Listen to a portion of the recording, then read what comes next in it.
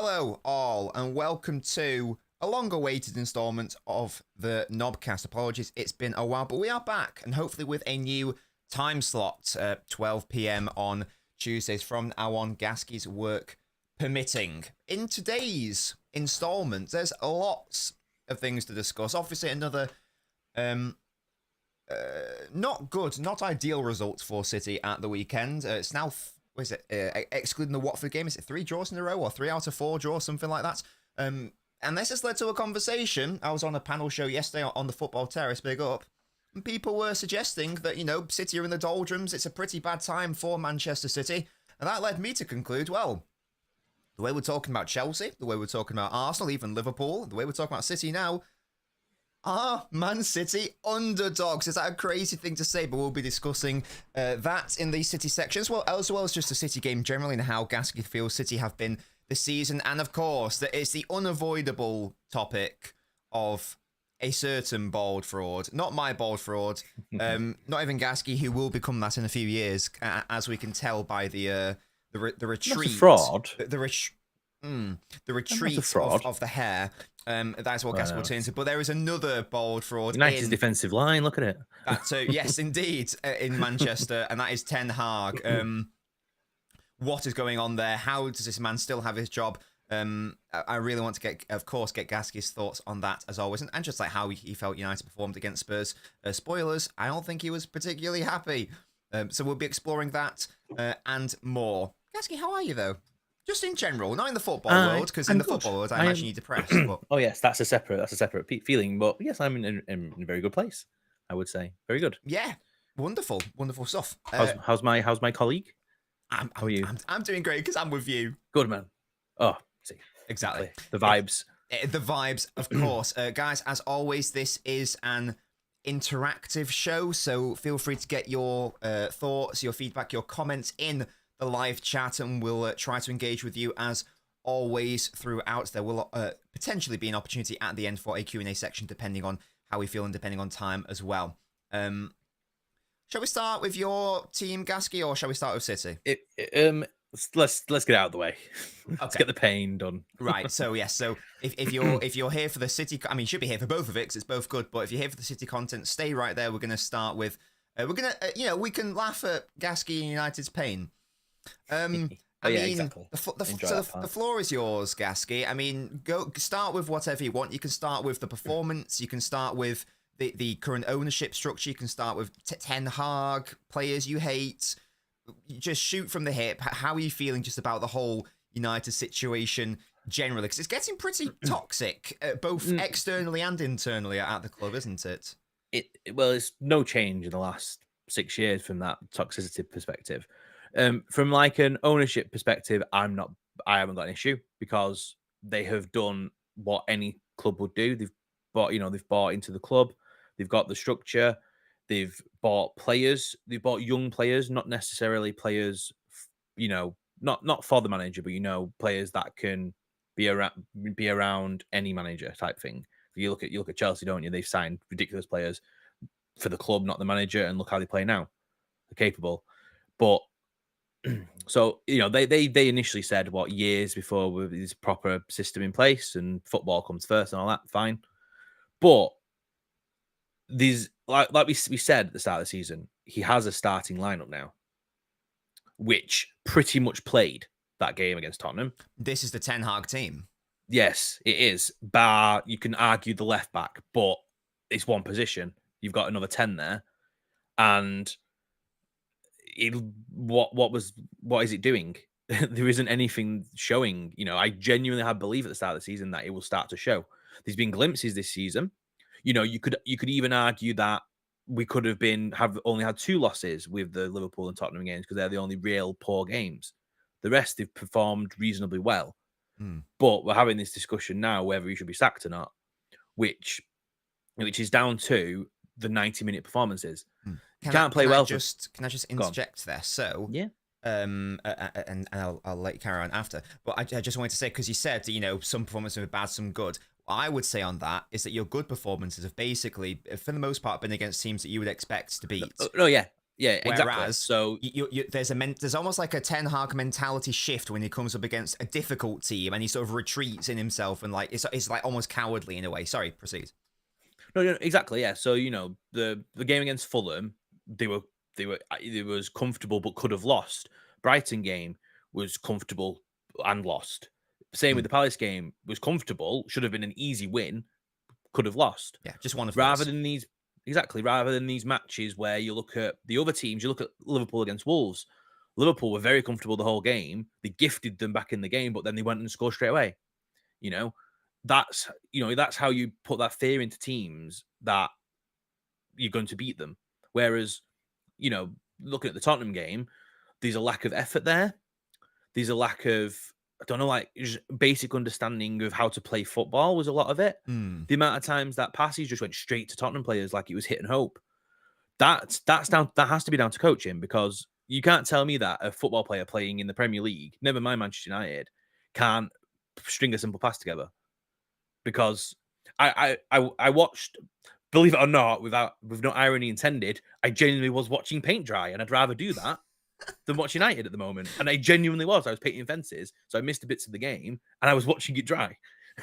So, and the Ipswich game, they played Villa, didn't they? They played Villa. Mm. They played miles better football than United.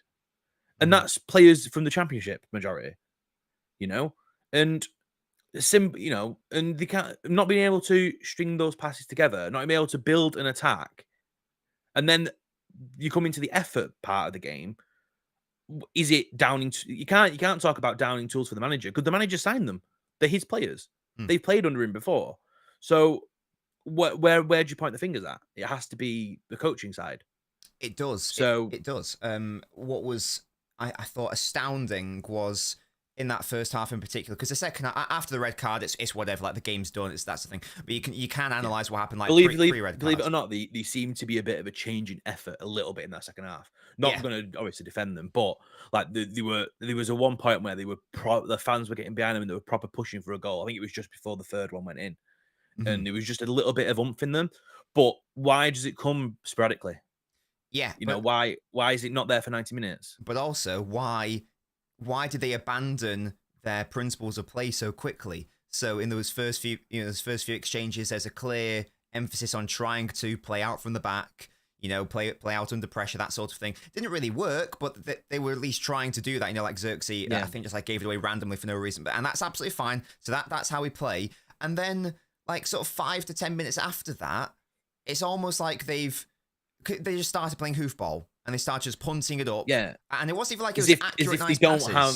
Yeah, as if a team's been built to play a certain way, and they can't play that way, which is extremely concerning. And they either haven't been told properly how to do that, or maybe they don't even have the confidence or faith in the structure and the tactics themselves to play like that. Because why would they abandon that so quickly? And then even outside of having the ball, even off the ball, like that first goal winds me up so much, because Rashford makes a bad touch, doesn't even try and have a 50-50 challenge for the ball. He gives up. And then you just watch Delo at the far post, who's the one player that a lot of United fans probably say always gives his all, couldn't be asked to track the run. That's the first minute of the match. So sets the tone. That's ridiculous. Exactly. That is absolutely ridiculous. That one's outside the manager, because how the hell do you not track that run as a fullback? He's beyond me. And especially the first minute of the game, if you're in the 88th minute and you've been up and down the pitch, you can give that little bit of like, he's shattered. But it's the first minute. Yeah. So I just can't get my head around it. It was very odd. I will say that Ten Hag is almost setting his team up to fail. He's asking players who can't do a certain job to try to do that job. The amount of gaps that he's leaving in midfield is ridiculous.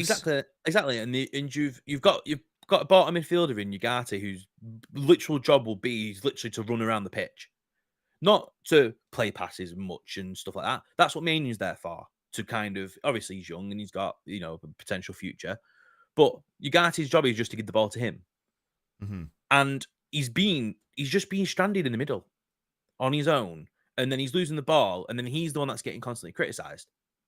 But I don't see what he's meant to do. He's picking that ball up. Okay, yeah, they all had bad games, but he's looking for the man to pass it to in midfield, who isn't there. Mhm. So and then Bruno getting sent off for what it was is just ridiculous, and that Oh, just no, rounds yeah. up the whole match, didn't it? Really? Yeah, of course. I guess So it's just concerning that even before then he just looked so woeful. To be yeah, I honest. mean, yeah, he's like he's probably a blessing in disguise because he needs a rest. He's not been good, so let someone else play there type thing. So Yeah, I mean, Elder says Ugarte equals Gallagher, and that's the thing. Like, Ten Hag's making his players look worse than they are. I think. Again, I yeah, think that these exactly players they are could because they're work not that bad. together, but not with this manager. Clearly, not with this tactician. No, Clearly, because this guy doesn't understand and hasn't understood it since like day one. Essentially, it's never really worked out for it him. was like you said the last episode, like you said now about setting them up to fail. You're highlighting their weaknesses rather than hiding those weaknesses. You know, get the players in positions where they are good. You Hmm. know, Play your you've best players in their made best positions. exactly. You don't need to faff it about. You know, you've got a player in Xerxes who plays that false nine role. Have your wingers running off them. Don't have them collecting the ball on the halfway line. Have them running off it, Hmm. type thing. You know, something as simple as that. But yeah, I genuinely think that he could be gone after the international break. That's I mean, that's I'm more amazed he's not belief. gone now. But yeah, exactly. But that for me, that's belief, that and hope.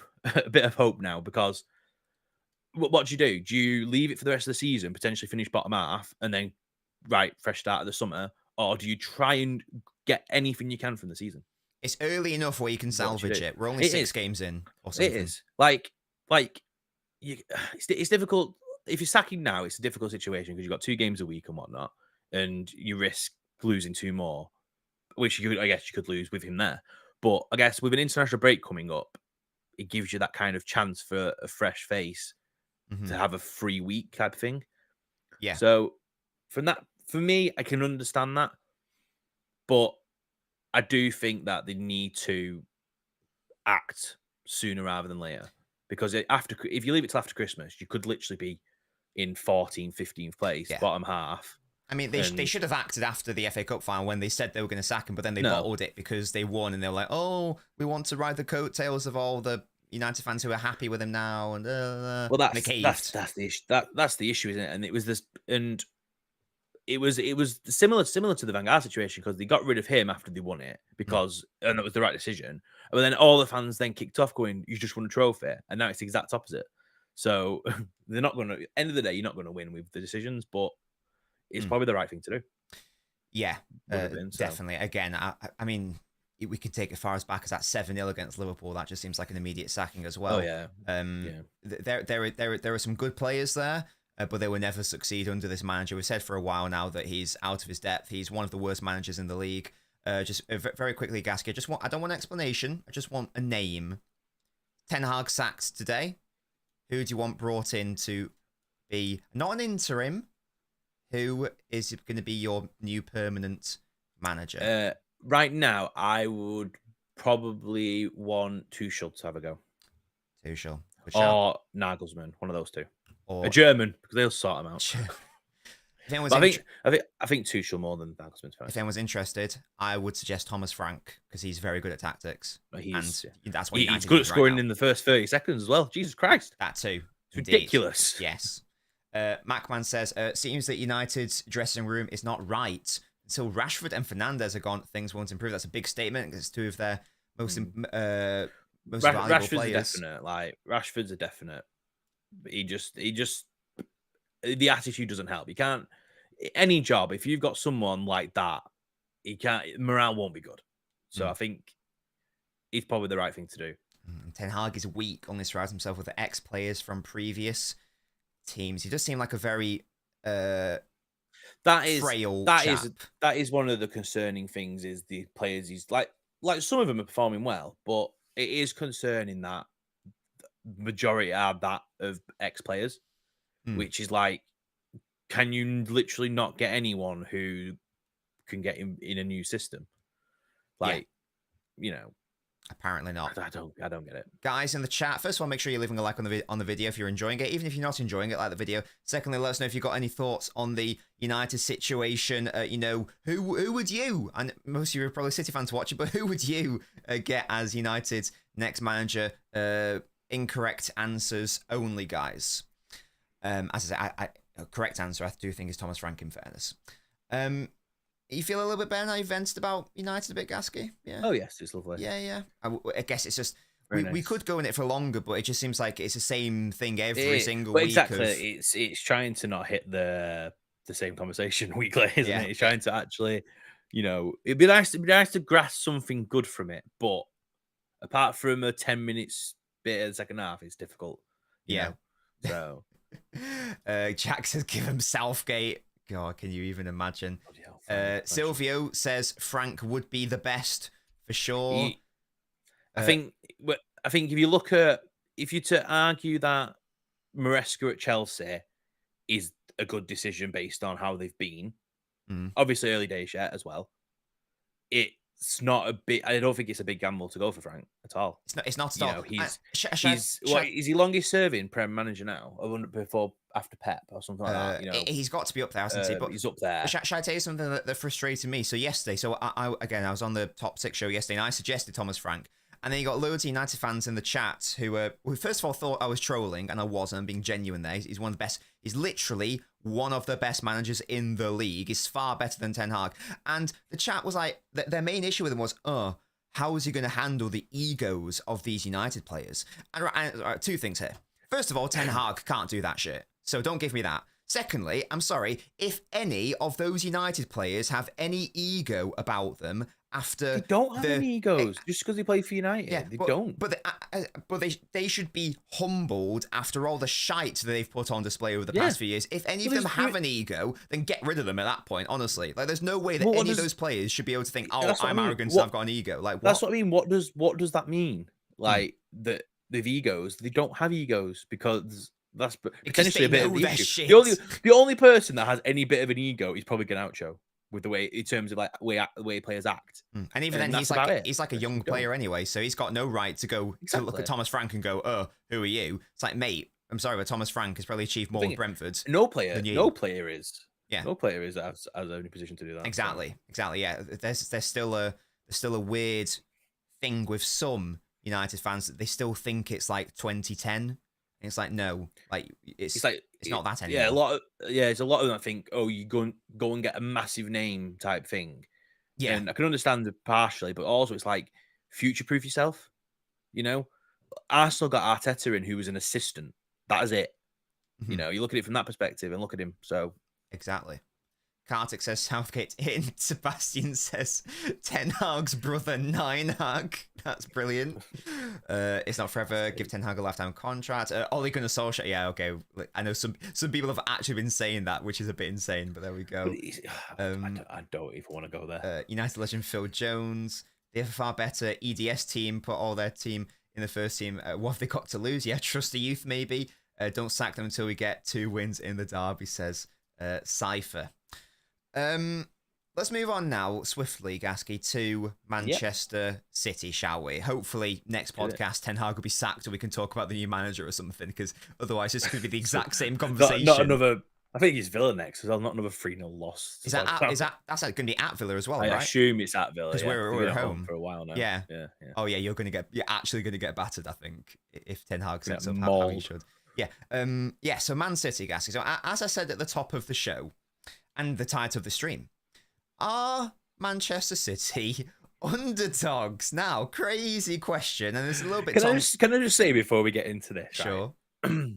I'm pretty sure if you were to go back to last season's podcasts, around the same time, maybe a little later, we have exactly the same conversation after City don't win a game for a few matches. Yes. And what happens by the summer? Yes, indeed. So indeed. That's why it's so funny, because have you seen that meme on Twitter where it's sort of like the cycle of Manchester City, and it's like, you know, September to August, oh, City aren't favourites, or even before then, it's like they don't have the hunger or the desire anymore. August, September, you can't stop them. Goes brr, September's October. and then sort of like January, February, like the winning run starts, and then sort of like come May, oh, how can we compete with these lot? It is. And I'm not saying genuinely is. And I'm not going to say that's going to happen this time round, because this does feel a little bit different because of the. I'm pretty sure if you to go back and look at the last 4 titles, obviously they've won.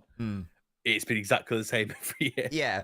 Now again, I will reiterate that it's a little bit different because we're literally without Rodri for the our most important player for the entirety of this season. But it does feel a little bit. I mean, I'm happy to be regarded as underdogs. Yeah, that's chill. But it does seem a little bit reactive and a little bit uncalled for. Because as I say, based on the show, Chelsea are going to be competing against Arsenal. Liverpool are obviously top of the table. City are in the doldrums. City are struggling. This is what makes me laugh. Like not even a month ago, Chelsea people are saying, "Oh, Chelsea are just mudded," and they have a couple of big results, and it's like, "Yo, they're mint." They'll go and lose against Ipswich, like whenever they play them, and then everyone will go, "Yeah, see the shit." So it's just the reaction. It's just, like you said, it's reactive. Yeah, so you don't buy that City are underdogs. No, they've won 4 titles in a row. Just because one player's gone out injured and they've drawn a few games does not mean they're underdogs. Yeah, it is, as I say, a little bit of tongue in cheek.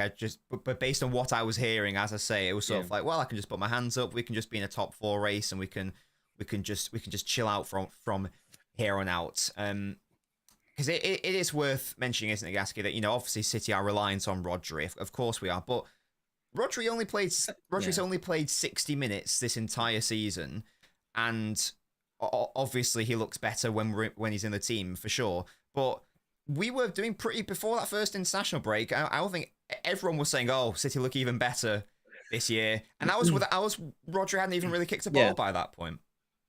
I think you can see where they miss Rodri from a couple of things, like off the ball. I don't think it's that bad. I think more it was against Arsenal as well, and I noticed it against Newcastle. They end up in the position, and it's Diaz with the ball in that position where Rodri is. And I think at Arsenal, he had 3 pot shots, and it was always ending up with him. And he's not going to be able to do what Rodri can do or De Bruyne can do and break that pass.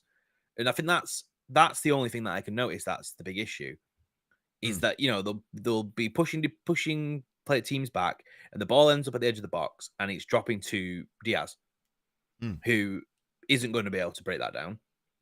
And then, like we saw with the Arsenal game, as soon as Grealish came on, he was the one that was getting through, and they scored. So that's what needs to obviously be sorted. I think he's just the positioning of them mainly. Yeah, but like you say, he's one player. He'll be missed because he's the best in the world, but he doesn't outweigh the fact that everyone else they've got. Yeah, it's not just the Rodri team, is it? Obviously, it's a big element of it, but there are solutions for me, which we've outlined before. My preferred team, I would like to see. It's so harsh and not fair on Rico Lewis, but without Rodri, there's a lack of physicality there. So I think that for certainly the bigger games, I think that you might have to consider dropping Rico Lewis. I personally go back to like the treble winning system, or the treble winning back 4, but only swapping out Ake and Gvardiol. It's reliant on John Stones being fit, but I'd love to see Stones pushing up alongside Gundogan, so Gundogan being in the Rodri role. I think they would balance each other out quite nicely, and that would allow you to have Foden and De Bruyne ahead, and then the front 3, which we know is the best. I'm just going to catch up on the chat just a moment. Theo says, I just hope that at least KDB comes back. He's apparently coming back after the international break, I think, so we'll just have to get through the next couple games without him, but hopefully he'll be okay. Quinton says, it's hard to be optimistic as a City fan. I don't know how we're going to figure this out. Where there's a will, there's a way. Yeah, Sarthak alluded to this. Isn't this how we start every season? Yes, indeed. City are indeed playing tonight. Absolutely. We need fresh legs in the squad, to be honest. Start of the season, we'll find the rhythm, but the Rodri injury does concern me. Same cycle that repeats every season. It feels strange because Rodri isn't there. Interesting comment from Boston here. To say Arteta was an assistant is condescending.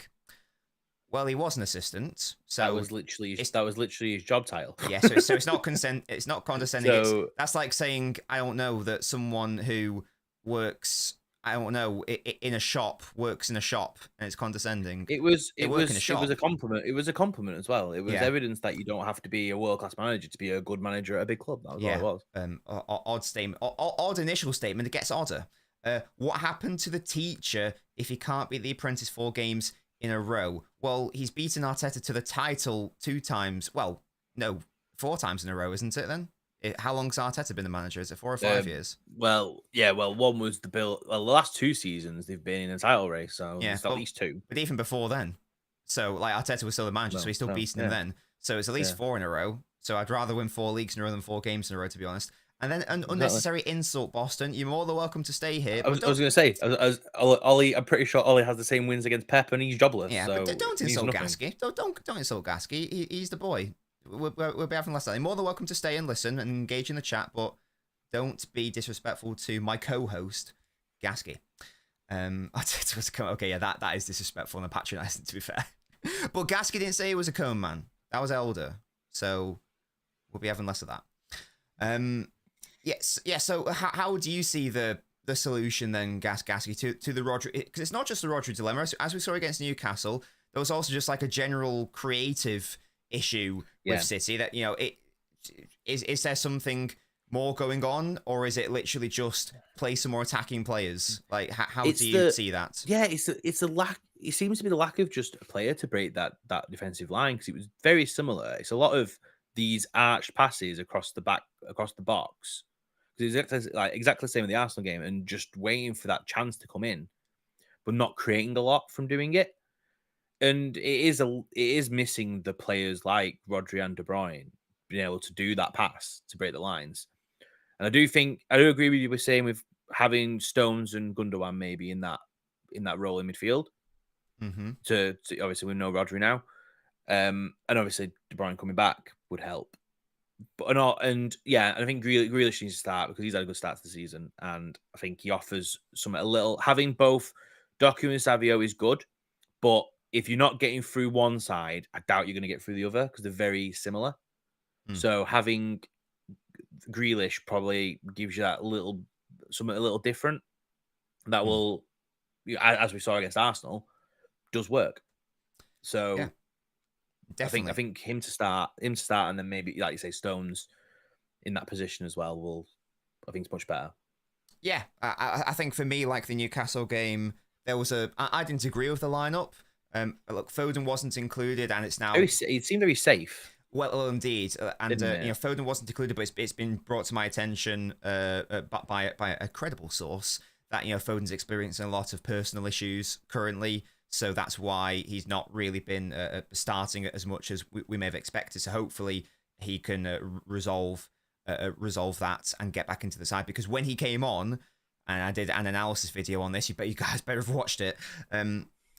When he was only on the pitch for 25 minutes. Again, I repeat, he didn't start due to those personal reasons, but it's hopefully a sign of the good things to come, because he was only on the pitch for 25 minutes, straight swap for Gundogan. So Gundogan was our main playmaker. Gundogan had 65 minutes, and even with 40 less minutes, he had as many progressive passes, he had as many shot creating actions, and he just created more chances in general with 40 less minutes. So, and also got into better shooting positions as well. So that hopefully, and City just looks so much more fluid, dynamic when he was on the pitch. So, and that was with 40 less minutes. So that tells me that hopefully, when Foden is integrated back into the team after whatever issues are resolved, adds to that Kevin De Bruyne, adds to that, maybe like a returning John Stones, get Savio back into the team, then I think there are definitely goals in the team, because lots of people are asking, where are the goals coming from? And that was the same question last season, and rightly so.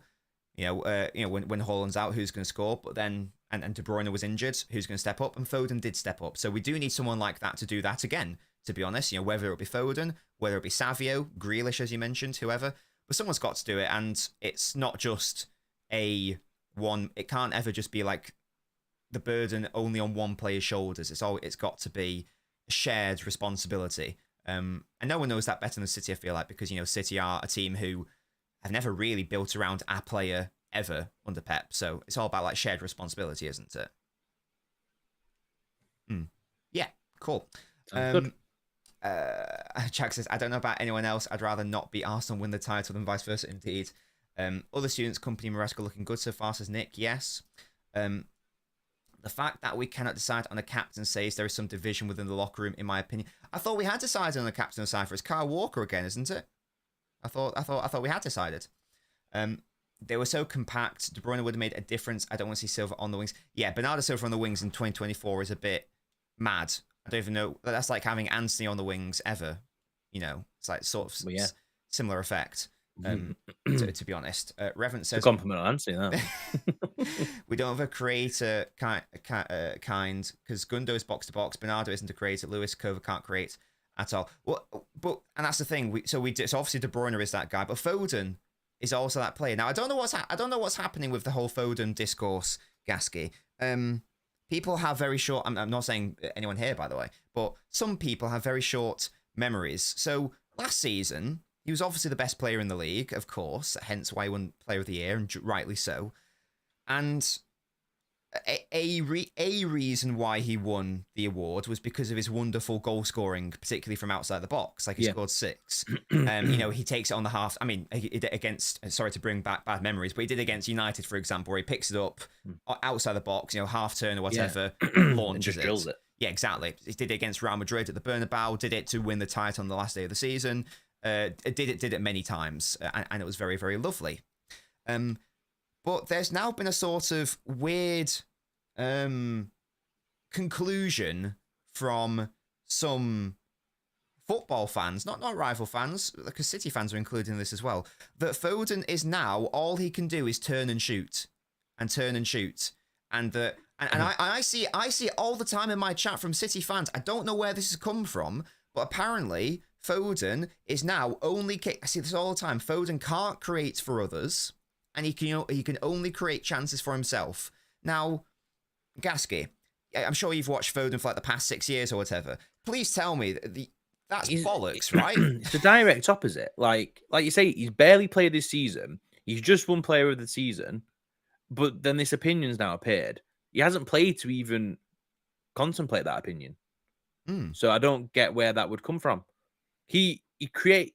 I don't know what his numbers were last season, but he creates so much. He does. He can remove a player from the game when he's like when there's a low block, and like you say, he creates so many chances. And when you're in a position when everyone's sat up in the box, you can shoot from outside the box. So he offers everything that's needed. And not having him, De Bruyne, or Rodri on the pitch, he's probably one of the big reasons why City do struggle to create anything. That's free creative players not starting. I mean, he literally came on against Newcastle and City just looked so much better going forward, and he was creating stuff. And shall I tell you what it is? There are two things here. In the first instance, it's because people are we're talking about playmaking and creativity here. People are comparing him to De Bruyne. Now, I'm not being funny, but outside of Lionel Messi, Kevin De Bruyne is the greatest playmaker in football history, in my opinion. So, if you compare anyone to De Bruyne, it's going to be a massive gap. There's going to be a gulf between the two. As I say, unless we're talking about Messi. Because so to say, well, he doesn't create as much as De Bruyne, it's like, right, well, name this echelon of. It's like saying. I can't think of a random striker who's not scoring. It's like, Alvarez, he's not as good as finishing as Haaland. Right, who is? Exactly. It's like, no, he isn't, because he's not meant to be. Yeah, it's like, okay, great, you're wonderful. Yeah, thank you. Yeah, and water is wet. Thank you. And then there's people forget that if you've got the best player in the world in a certain position in your team, anyone else is not good enough in comparison. That's how it works. Yes, and then the second point, and Ben Div has beaten me to it here. He says that, and it's who's alluding to it here, and it's this point that people think that playmaking equals assists, playmaking equals passes. Creating chances is so much more than getting a direct assist or even just a pass. Yeah. So removing a player from the game, that's playmaking. If you pick up the ball with your back to goal and you can turn that man, that you've removed that man from the game and there's now a space. Yeah. And that's playmaking. You've created that area. You might not Yes. get the assist, but you created that space. Yeah, like so the example I always use because it's such a great it's in my opinion it's a great example is it's when I always forget the game. I think it was Fulham last season. Now Foden breaks Fulham's lines, so he picks up like sort of like a not deep, but sort of like in between deep and like the opposition box. He plays a through ball, breaks the lines. Mateus Nunes runs onto it and dinks in a cross, and Haaland taps it in. Right now, in my opinion, Foden creates that chance because he's the one who's done the really hard thing of breaking the lines. Now, that won't go down as an assist. It will technically go down as a second assist, but, you know, that data, you've got to go to, like, Y-Scout to get that sort of information. Yeah. Now, that, for me, is creating the chance. But again, in terms of, like, because in terms of, like, what Opta defines as a, you know, chance creation is a pass which leads to a shot. And people have it in their head now, I think, that a chance created isn't a chance created unless you do a pass which leads to a shot, which is wrong in my view. It is. What if you've got a player who's sat on the halfway line, like what Paul Scholes used to do all the time, and ping a crossfield ball to a winger who's made a run, and he pass it across goal and scores. Exactly. The person who's created that chance is the person who just pinged it and drops it on your foot. Yes, exactly. Exactly. So that person won't get any of the plaudits because Paul Scholes did it so many times in his career. Mm-hmm. And you don't get the plaudits for it. But a second striker who makes a run to move a defender out of the way, and then the person who's in the gap scores, that defender gets nothing. He's not touched the ball, that attacker. Yeah, but definitely. He's created the chance by moving the player. Yeah, exactly. And so like Bendiv here as well raises another point. You know, dribbling as well. Like if you can dribble and take someone out of the game or whatever, then why isn't that a moment of like if you pick the ball up at the halfway line and you dribble the entire, this is an extreme example, but you dribble the entire length of the pitch and then you dink it to the back post and then someone heads it for someone else to do a tap in. I'm sorry, but the person who's dribbled all the way has created that chance, in my view. So there's this weird conclusion that because it's not only passing because Foden's passing is very good and Bender says it's underrated. It's actually very, very good, but again because it's not to the level of De Bruyne's, oh boo hoo. For some people, it's not good enough, and then again, there's there's this weird confirmation bias of people see, you know, Foden trying a shot because when that's the only option on, and it's like, well, you see, he's greedy, he's not actually passing it. It's like it's this really weird cycle, and once again, I don't know where it's come from because last season he was literally the best player in the league, and now it's like he hasn't even played a full 90 in the league. He played half the game against Chelsea, coming on without a pre-season. Whatever, but played at right wing, and he played like 25 minutes against Newcastle. He hasn't even had a full 90 yet. It's just in his position. It's just amazing, to be honest. Fia wants Nagelsmann's next manager. As a City fan, I want Inzaghi after Pep. I just want to say that. He's pretty good. Yeah, he's very, very good.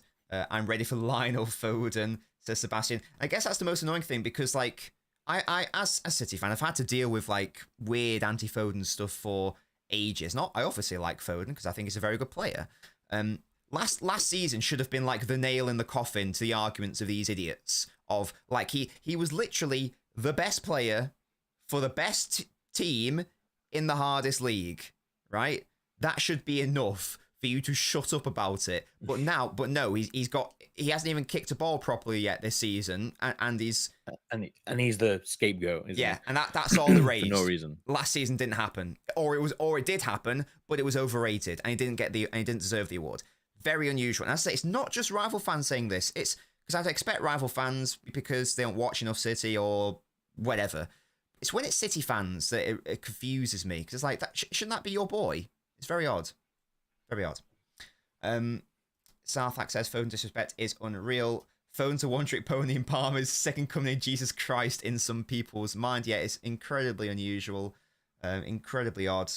I'm sure Palmer hasn't done much this season apart from last weekend. So that's just how it is. Palmer's a great player. I'm sorry to tell you, Yaya Touré's biggest fan, but Walker is the captain this season too. He was voted captain last week. Yes, indeed, that's correct. He was voted. I love to see City pre-assist stats. Now, well, here's the interesting thing. Here's the interesting thing. I've got Phil Foden's pre-assist stats from last season. And I've also got Phil Foden's third assist stats from last season. If a second assist is a pre-assist, a third assist is a pre-assist. You know, you pass it, and then the pass, and then that. So okay, that is that. So let me get. If I get the document out, it's going to ruin that, isn't it? It is. No, I can remember it off the top of my head. Last season, Gibbs White's the Forest player, isn't he? He plays for Forest. I'm not being stupid. Yeah. Last season, Gibbs White got the most second assists in the league last season with 7. Okay? He got 0 third assists. Phil Foden got 5 second assists, the second most in the entire league. Not bad for a player who can't create anything. And 5 third assists. So he got 10 combined second and third assists. No one on that top 10 list is anywhere near getting a combined 10. I think who's the second highest we combined then? I think because Gibbs White got 7, I think it's him. He's second. Even though he got 7 and 0, I think 7 is the second highest. I'd need to double check the document, but it's an official player report from Y-Scout when I had a free trial and I downloaded that shit. I downloaded the report. I have it, okay? So I don't want to hear the shit that Foden... And in addition to the assists that he got last season as well, I think he got like 8 league assists or something. So you got 8. So he got 18 assist involvements, something like that. Yeah. And apparently he can't create or can't pass, and it's just like, well, lads, the objective data and my eyes is disagreeing with you, to be honest. So yeah, it's very unusual. Very unusual. Sav says Bernardo can't play on the wing ever again. Yeah, I agree. Ari Foden fans are just spoilt. Maybe that is it. Okayness. Maybe that is it. Savvy needs to come back on the right. I agree, Nick. Being captain. Yeah, have you seen like the Kyle Walker thing that's happened? I haven't seen, no. So he like got caught urinating outside of a bar last night or something, and he's being fined, something like that. I don't know. It's just very, very unusual. He's basically done what majority of drinking people have probably done. But no, but it's, but it's like, you know, strip him of the armband. That's it. No, no, but yeah, sure. But the cameras are always going to be on you as a famous person. You don't look. I mean, we know without getting into it. You know what Kyle Walker's a bloody moron anyway. So he's gonna have the camera on him, and he's not gonna realize. Gasky said that, not me. Gasky said that. No, I didn't say anything to do with other people. Yeah, or anything. Sure. Palmer Glazers hate Foden. They only look at GA to judge a player. I mean, even if we are doing that, like again, like I believe that. Well, and I know in certain terms of non-penalty goals, I think it was only Haaland who got more than Foden last season. He literally equaled the record for a midfielder in that respect. Boston says, it's mostly due to, what a great word, myopic analysis and recency bias. People conveniently forget that Foden was player of the year last season. Boston, I think you're right. And this isn't a new phenomena. Like, in the social media age, this is just how it works, isn't it, Gasky? Like, can you imagine, like, because, like, you know, nowadays, a defender makes an error, it's forever there, and it's on repeat. Can you imagine, like, Yap Stam, Ferdinand, Vidic back in the day, because they weren't perfect. Imagine if you had social media the way it is. Whenever Vidic would play against Liverpool, or Vidic, the odd mistake errors. I think he was a bum. That seems to always be Liverpool. Exactly, and it's like you ignored the good things. As soon as something negative happens, that's it. Yeah, everything else means nothing. Players aren't allowed to exist anymore. It's so unusual. No. You make like one slight error, it's forever immortalized. It's really weird.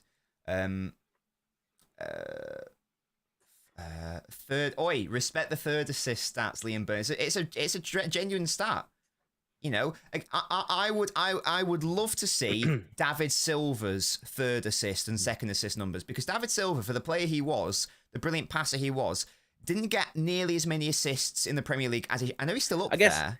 But I guess it's weird if you look at it as, if you're a midfielder and you've passed it to a winger and he's whipped across it and you've got that assist stat. But then you got to look at it as you could be also took the man on, and then pass it to someone. So it's like with normal assists though. Assist could be a tap across goal to tap it in. Literally.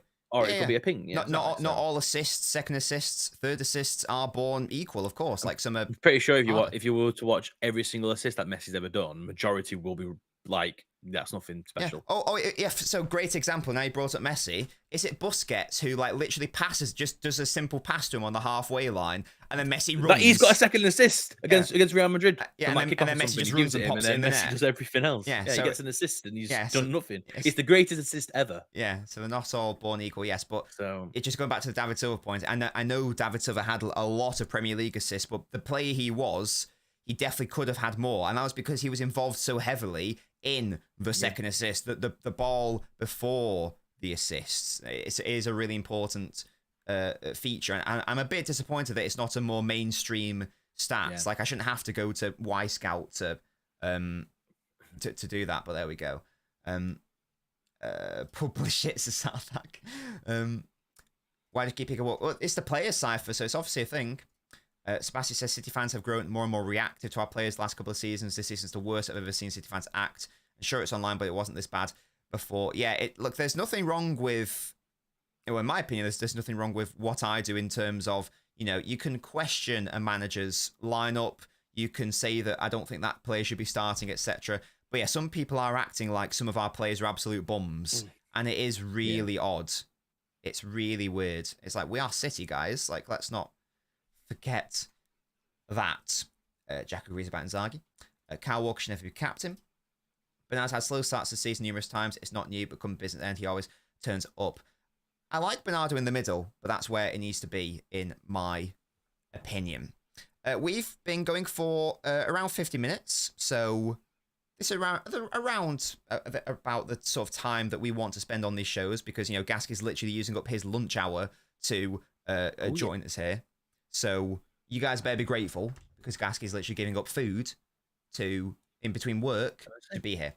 Have you enjoyed the show, Gasky?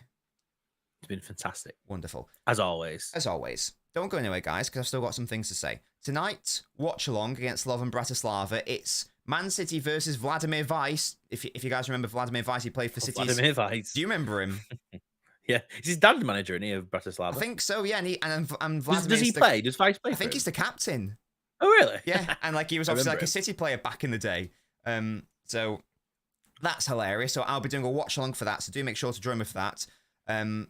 These shows, we're always going to try to have them Tuesdays at 12 p.m. I know we've had them in the evening the past few times, but that's because Gasky was sorting out some moving arrangements and whatnot. So we are hoping that basically every single Tuesday at 12, this is going to be the show. This is going to be the slot for the NobCast. So always have your brain wired to 12 o'clock Tuesdays, City and United podcast with Gasky and NobBins. Please make sure to leave a like on the video, because we've got nearly 100 people watching, but only 49 likes. That's not quite good enough, lads. Let's get the likes up before bigger we shoot numbers, off here. bigger podcast. Yes, indeed. And get your final comments in, lads. We didn't have time for a specific Q&A section today here. That's my bad, my poor planning. But again, going forward, we will normally have that. Mineral says, big up NobBins. You have to smack Slovan for some confidence. Yes, indeed. We get better when the season progresses, says Clavy. Let's wait. And yeah, at the end of the day, it's 6 games. Or 6 or 7 games. We need to... some people saying Gundo's washed. He's finished. Lads. Not even a... Exactly. You've had 6 games and you've played Arsenal, Newcastle, and Chelsea. Yeah. In those 6 games, and it's like chill. And yeah, away as well. Liam Burns says, Gasky, I love you. Love you too, Liam. Thank you. Seems Haaland and Foden are the only players who can score goals or shoot properly. The rest are pass merchants who can't score. I think Savia will be that guy this season. I think he will also get some goals for sure. Can you explain why you prefer Inzaghi? Because he's a... first of all, I know it's a cliche, but he's proven in terms of he can win league titles in the first instance. He's also very tactically versatile, so he doesn't have necessarily one absolute set way of playing. So, when he came to City, for example, he was more than happy to soak up the pressure and counter-attack. He doesn't play like that in Serie A. He's more front-footed and more progressive. So I like the fact that he clearly knows what he's clearly knows what he's doing in that respect. And also, as you can tell by this guy here, I'm a big fan of Italian managers with Mancini. So I would I'd more than happy to welcome him back. My only real concern is the playing very defensive and a bit scared. No need me to full send it. I agree, okayness. Imagine not being top of the league, says Liam. Yes, of course, who is a Liverpool fan.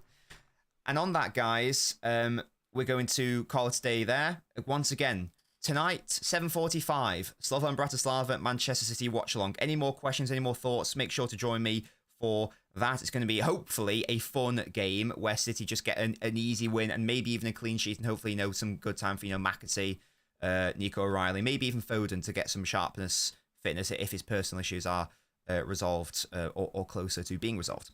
Until next time, guys, when will they see us next, Gasky? Next Tuesday, 12 PM. PM, not AM. GMT. Greenwich Mean Time. None of this other bullshit. Or is it GMT or is it GMT British, plus one? We're British summertime at the moment. All right, so it's GMT the plus end of one. October. Yes. Right, okay. Or BST. BST. The time in England. Or minus, is it minus CEST? Whatever. Yeah, you're confusing the audience now. You've lost them. You've lost them. Oh, they've all left. Hello. Thank you guys so much for joining. Really hope you enjoyed. Again, apologies for lack of NobCast. We are back now again. Promise you, locked in 12 p.m. Tuesdays every single match week. We'll see you guys then. See you tonight for the watch along. Goodbye.